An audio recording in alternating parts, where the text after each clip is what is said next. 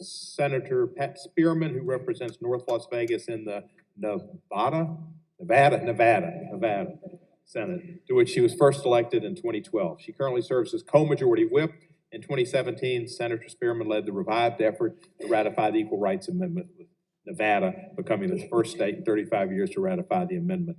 She received her Master of Divinity degree from the Seminary of the Southwest and her BA from Norfolk State University, Norfolk. Senator Spearman, you recognized for 5 minutes.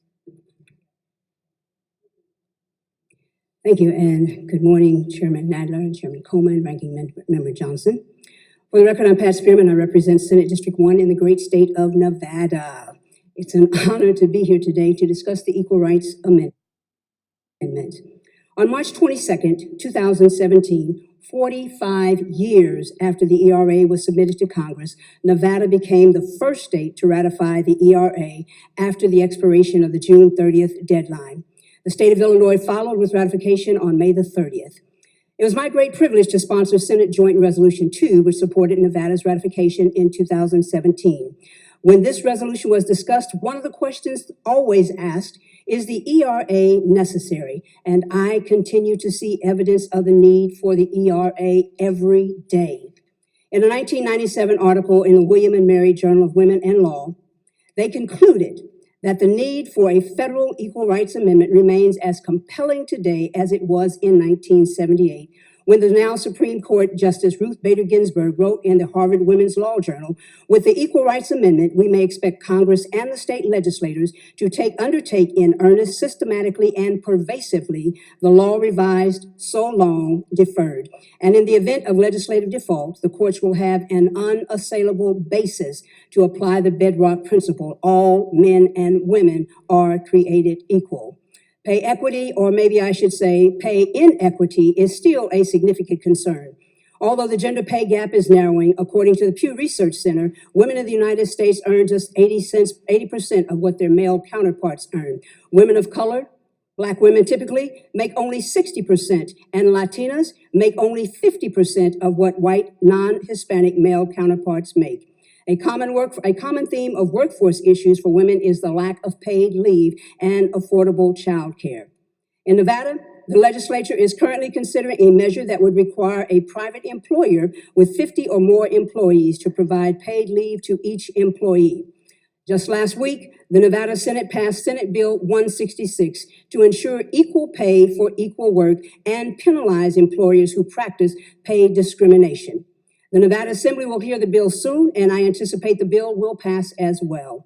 Governor Sisolak said in his State of the State address he intends to make pay equity the law in Nevada, and our state will have a pay equity law.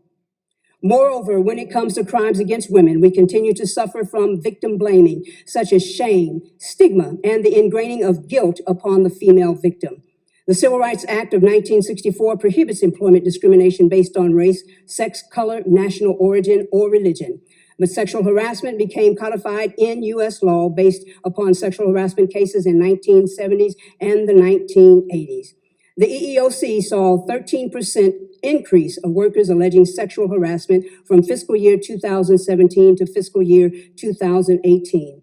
To begin the journey of addressing sexual discrimination and harassment in Nevada, we now have a governor's task force on sexual harassment, discrimination, law, and policy to reduce harassment in the executive branch.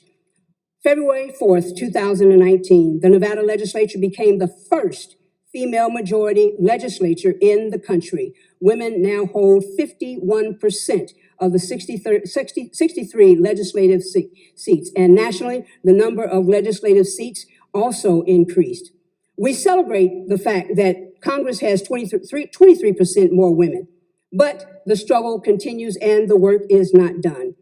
Mr. Chair and members of the subcommittee, when the ERA was first gained popularity in the late 1960s and 1970s, it was heard as a clarion call for change, just as the change continues for racial equality, fairness, and justice, some 154 years after adoption of the 13th Amendment. The work for change today has become a clarion call to act responsibly in a manner that ensures equity for all of its citizens.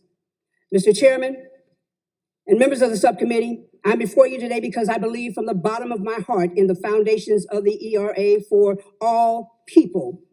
In restricting the time limit for ratification of the ERA, it can be found in the resolving clause, as you have already heard.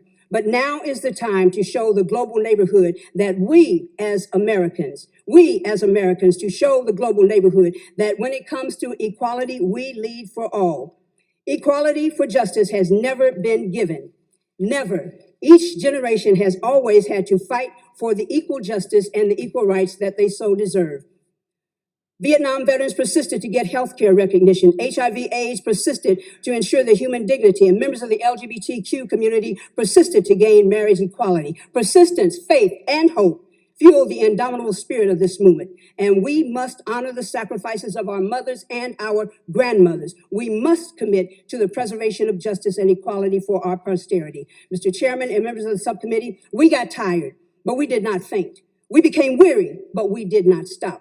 History demands that we take a stand on this most important journey toward full equality. We stand on the right side of history. We must persist in the name of all that is good. The road is long and it has been full of twists and turns, but we must continue to get the Equal Rights Amendment as part of our Constitution. Thank you for your time and attention.